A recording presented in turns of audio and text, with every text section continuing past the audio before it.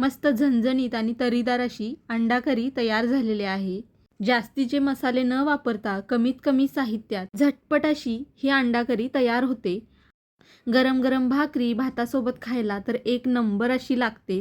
तर सगळ्यात पहिला आपण वाटण तयार करणार आहोत। त्यासाठी एक मीडियम आकाराचा कांदा उभा पातळ असा चिरलेला आहे, अर्धा टोमॅटो, 7 ते 8 लसूण पाकळ्या, अर्धा इंच आल्याचे तुकडे, पाव वाटी सुक्या खोबऱ्याचे काप थोडेसे सोनेरी रंगावरती परतून घेतलेले आहेत, 1 चमचा पांढरे तीळ, अर्धा चमचा जिरं आणि मुठभर कोथिंबीर घेतलेले आहे। हे सर्व साहित्य मिक्सरच्या भांड्यामध्ये काढून चांगलं बारीक असं थोडं थोडं पाणी घालून वाटण तयार करून घेतलेलं आहे।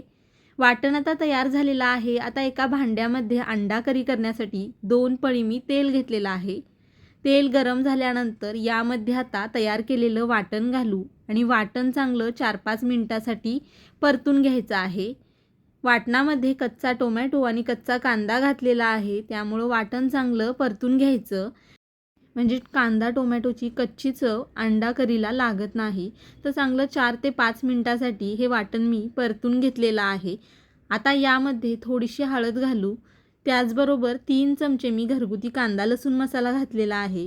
तुमच्याकडे नसेल तर कोणतंही घरचं लाल तिखट वापरू शकता। 1 चमचा गरम मसाला, चवीनुसार मीठ घातलेला आहे। आता लाल तिखट वाटणासोबत चांगलं परतून घेऊ। बारीक गॅस करून लाल तिखट चांगलं परतून घ्यायचं।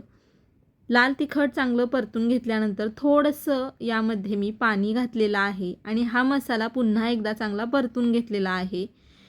पाणी घातल्यामुळे लाल तिखटसुद्धा करपत नाही आणि मसालासुद्धा चांगला परतला जातो।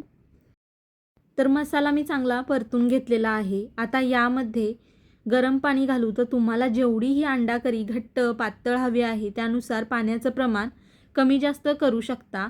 मी अंडा करी भातासोबत आणि भाकरीसोबत खायला बनवत आहे, त्यामुळं जास्त पातळ नाही आणि जास्त घट्ट नाही अशी बनवलेली आहे।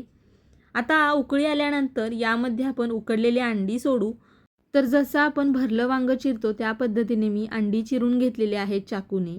तर जवळजवळ इथं मी उकडलेली 6 अंडी घेतलेली आहेत। अशा पद्धतीने अंडी चिरली की अंड्याची चव रश्श्यामध्ये उतरते आणि मस्त अशी अंडा करी तयार होते।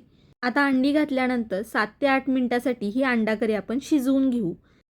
तर थोड्या वेळानंतर बघू शकताय मस्त झणझणीत तरीदार अशी ही अंडा करी तयार झालेली आहे। जास्तीचे मसाले न वापरता अगदी झटपट अशी ही अंडा करी तयार होते। वरून आता यावरती बारीक चिरलेली कोथिंबीर घालू आणि मिक्स करून घेऊ। भाकरी भातासोबत खायला तर एक नंबर अशी ही अंडा करी लागते। तर तुम्हाला जर ही रेसिपी आवडली तर नक्की एकदा करून बघा। व्हिडिओ आवडला तर लाईक करा, शेअर करा, चॅनलला सबस्क्राईब केलं नसेल तर सबस्क्राईब नक्की करा। धन्यवाद।